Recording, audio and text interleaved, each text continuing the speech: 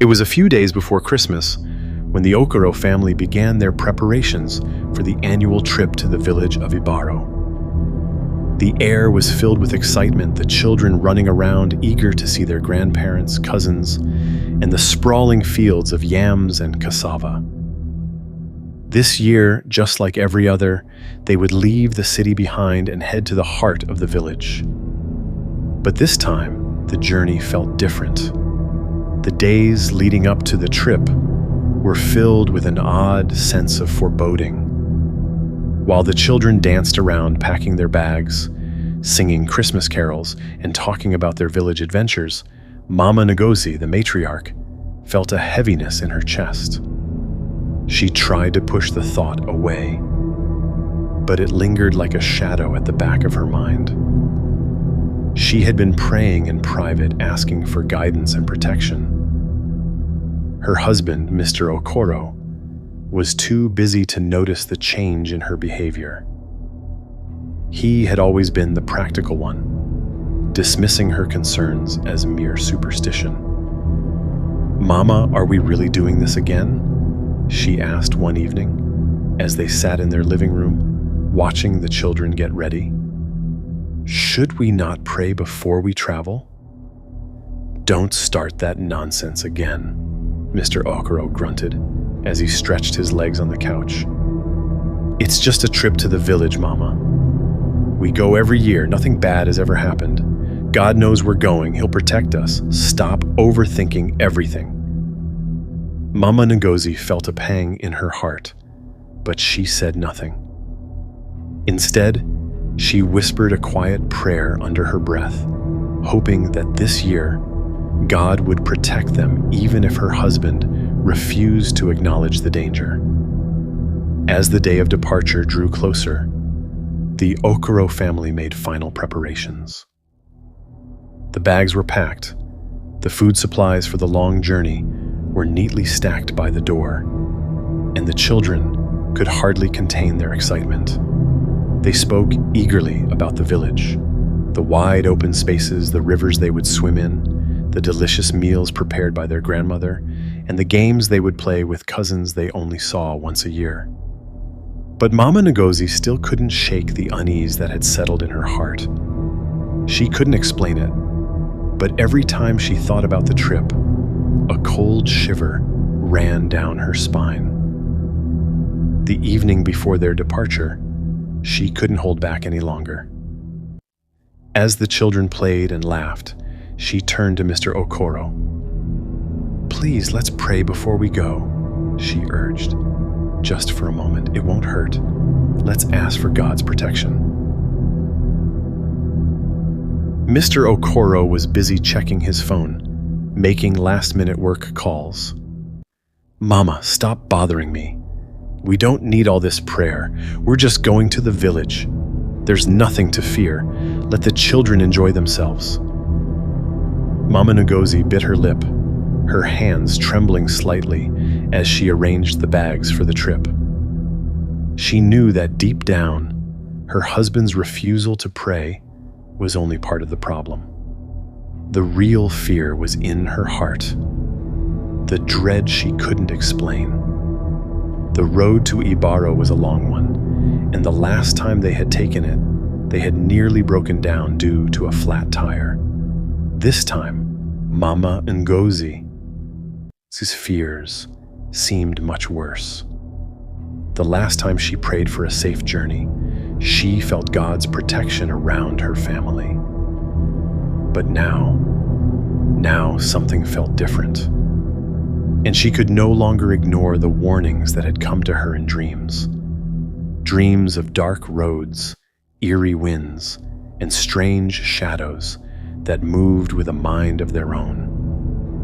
The next morning, the sun was just beginning to rise as the family gathered in the living room. The car was packed, the children dressed in their Sunday best, and the house was buzzing with the excitement of the journey ahead.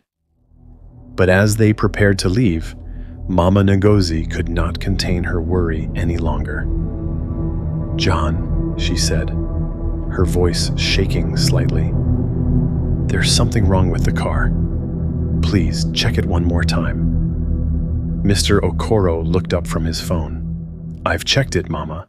It's fine. Stop being so paranoid."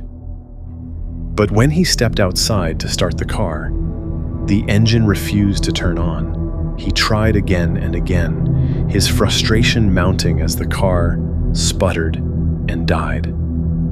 It was as if the engine had a mind of its own.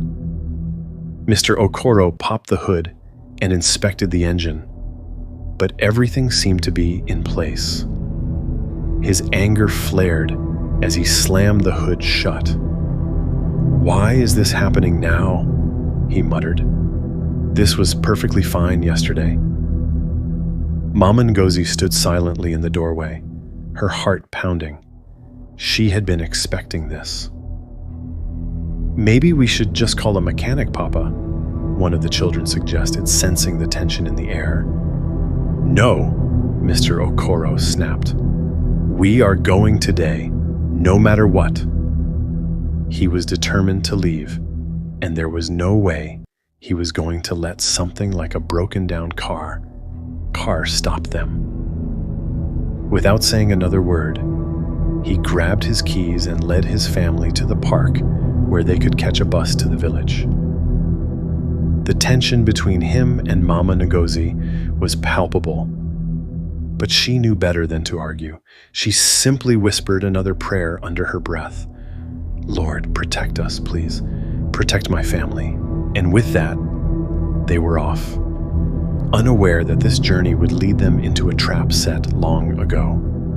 The road ahead was long, but it was only the beginning of their nightmare. As the Okoro family boarded the bus to Ibaro, the children were still bubbling with excitement.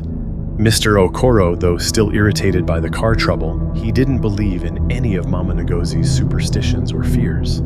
The bus jolted as it rolled down the winding road, and the passengers inside were a mixture of silence and quiet conversations. Mama Ngozi remained alert, her eyes scanning the surroundings, her lips moving in a soft prayer that only she could hear. As they left the city behind, the landscape began to change. The tall buildings and noisy streets gave way to open fields and small villages. It wasn't long before the familiar terrain of Ibaro, the dusty roads, the towering trees, and the sprawling fields began to appear in the distance. Mama Ngozi looked out the window and saw the old, dense forest that bordered the road. It was a place they had passed many times before, but today it seemed different, darker, more ominous. The children were too busy to notice. "Papa, I think we should pray," she whispered again, leaning closer to Mr. Okoro. He turned to her, his expression a mixture of frustration and amusement. "Mama, not again. I told you we're fine. This is just a normal trip, nothing to worry about." As the bus rumbled along, the sky began to darken, even though it was still early afternoon.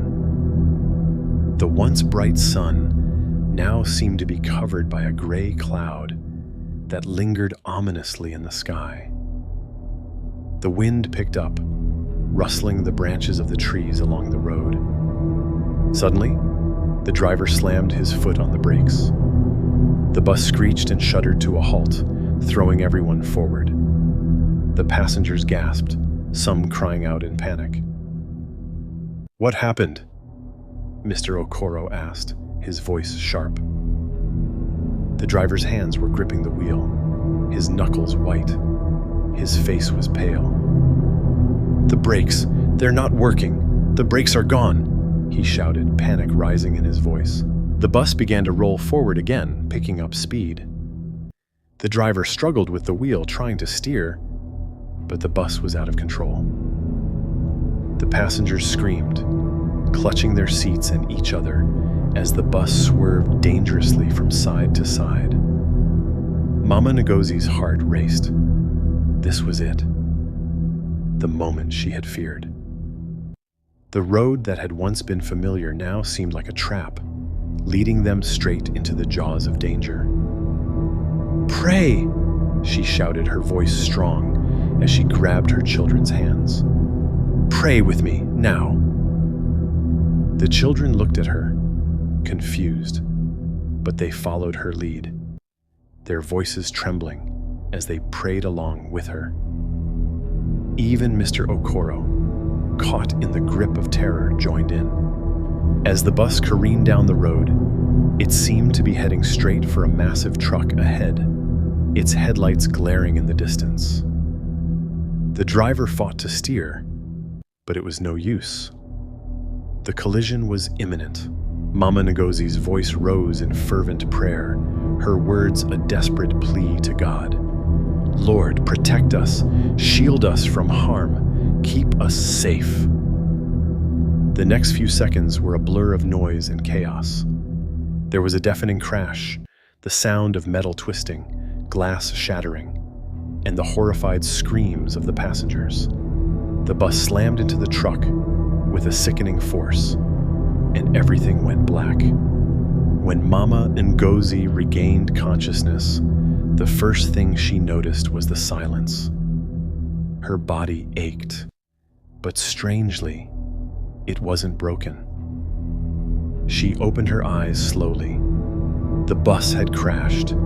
It had collided with the truck, and everything had gone dark. But now, as her eyes adjusted to the dim light, she realized that she was still alive. The bus had come to a halt, but the seats had been thrown about, and the windows were shattered.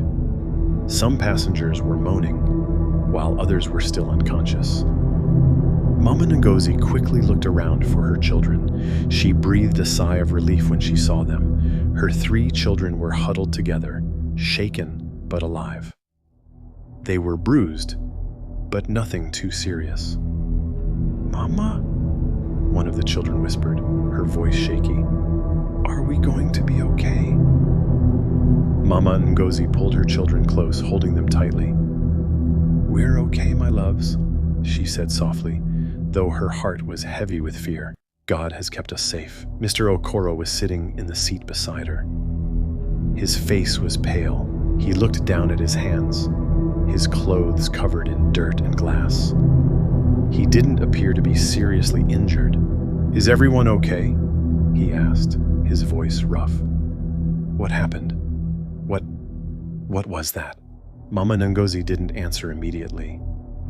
Instead, she reached for her bag, pulling out a small bottle of water.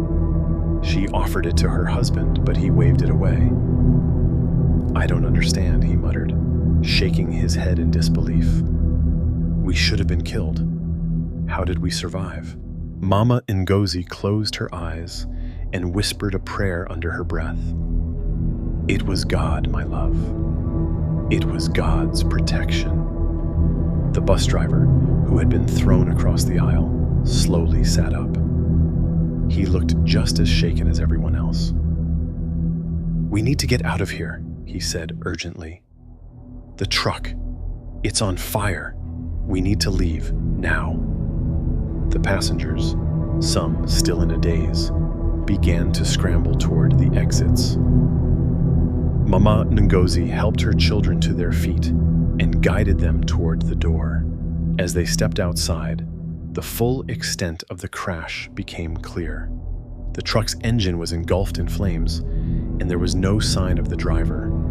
The road was littered with debris from the wreckage. Mama Ngozi stood frozen for a moment, gazing at the wreckage. But then, as her mind raced with the horrifying thoughts of what might have been, she looked up and saw something that made her blood run cold. A figure stood by the burning truck, watching them. It was a woman, old and bent, wearing a ragged dress. Her face was covered by a shawl, but her eyes gleamed with a strange, unsettling light. Mama Ngozi's breath caught in her throat. She recognized that face. It was the same woman who had appeared to her in the village and warned her to pray before the journey. The old woman's lips twisted into a smile as she stepped forward. "Thank you for praying," the old woman said, in a voice that sent shivers down Mama Ngozi's spine. "Your prayers have saved you today, but the road ahead will be harder than you think." Before Mama Ngozi could speak, the woman turned and vanished into the smoke. Mr. Okoro had noticed the strange woman too. His eyes narrowed. "Did you see that?" he asked, his voice barely a whisper. Mama Ngozi nodded slowly.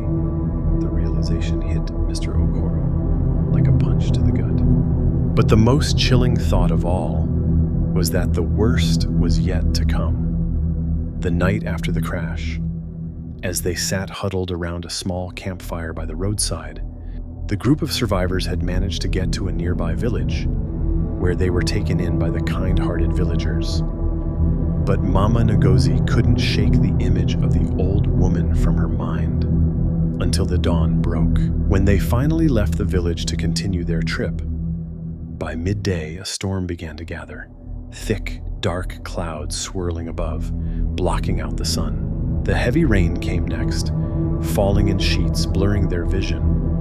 Mr. Okoro tried to push forward, but the storm was relentless.